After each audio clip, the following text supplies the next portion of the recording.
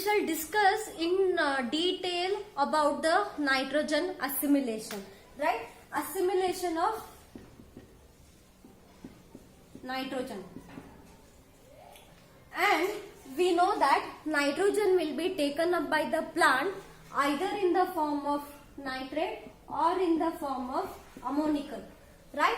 So either of these forms the plant will take up the nutrient. So there are two different ways for these two ions how it is metabolized in the plant. So the basic idea, we shall talk about the nitrate first. What happens to the nitrate? What is assimilation of nitrogen?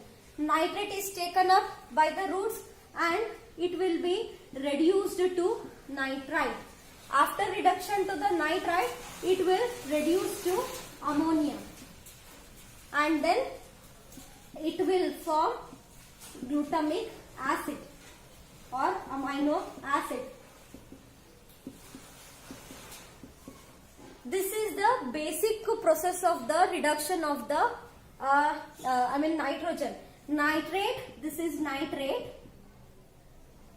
this is nitrite. Okay, this is ammonia and then to the glutamic acid.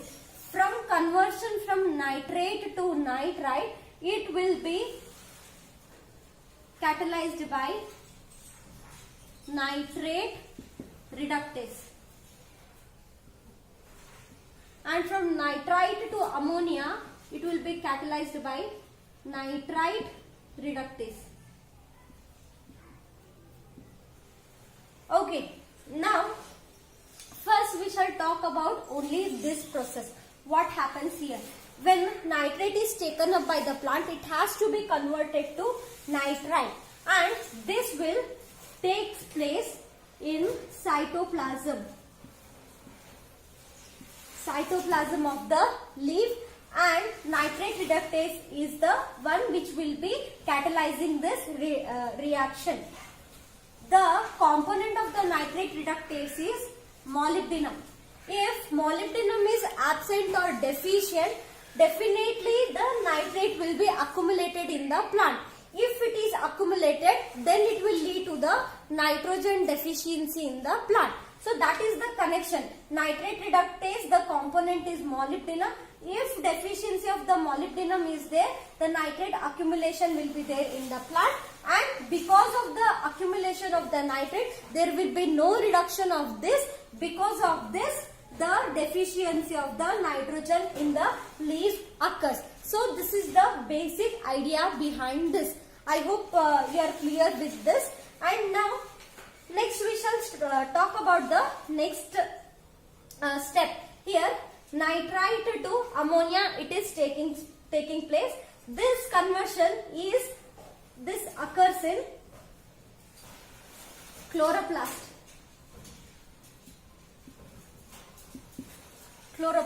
Nitrite to ammonia, this process takes place in chloroplast. After the conversion to ammonia, this will be converted to the glutamic acid. How this takes place, we shall deal with this separately when we talk about this form of nitrogen. I hope you are clear with this. Now, for this process, for the conversion of nitrate to nitrite, the energy is supplied by the NADPH. This will provide the energy for this, and for this conversion, the energy will be supplied by the light reaction. Light reaction, the energy supplied through this, that will take place for this. So what is the basic idea is how it takes place, where it takes place. The basic question will be the nitrate reduction takes place in dash part of the leaf. Likewise, the questions might be asked in the examination. This is about the nitrate reductase. Now, this nitrate reduction varies from for C3 plants and C4 plants. The C4 plant, CO2 reduction and nitrate reduction, these two takes place in two different plants. two different parts. CO2 reduction in C4 plants This takes place in bundle sheath cells, and this nitrate reduction nitrite reduction takes place in chloroplast, as we have discussed already, right? So there is no competition for the C4 plants for the energy, but for C3 plants what happens is CO2 and nitrite reduction, both of them takes place in the mesophyll cells. That is why there is the competition for the reducing power for this, and that is why the C4 plants have higher nitrate reduction capacity, right? I hope you are clear with this. Now let us talk about the ammonical form. When the plant absorbs ammonia,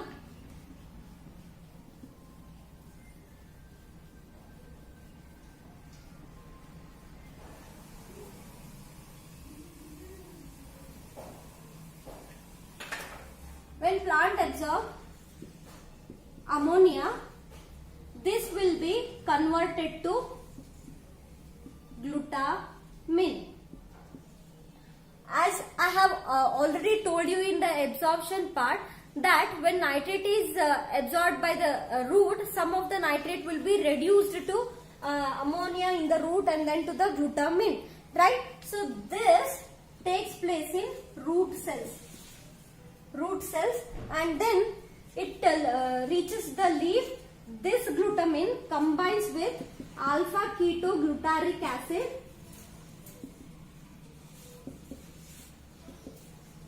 and then it forms glutamic acid.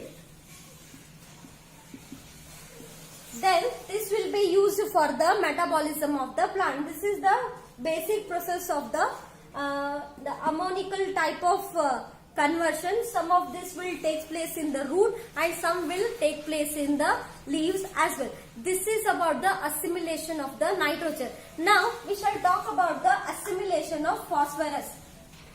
Assimilation of phosphorus is not very difficult like nitrogen. It is simple to understand.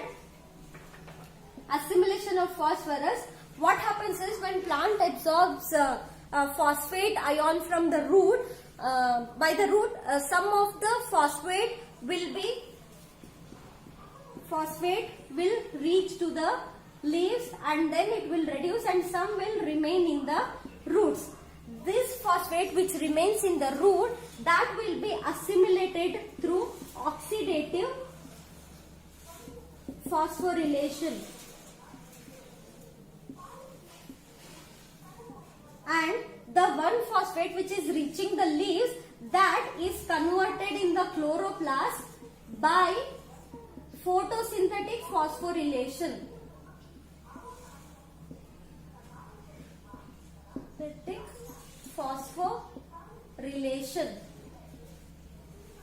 I hope you are clear.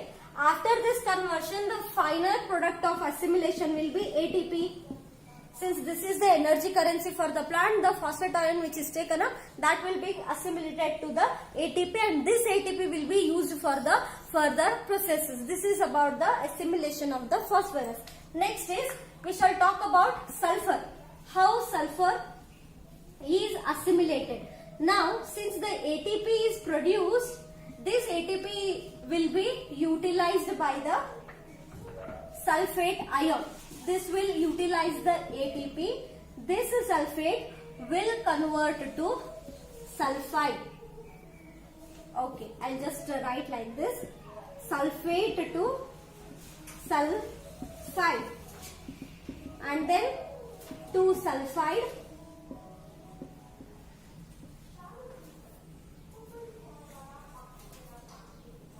And then it will be assimilated in the cysteine.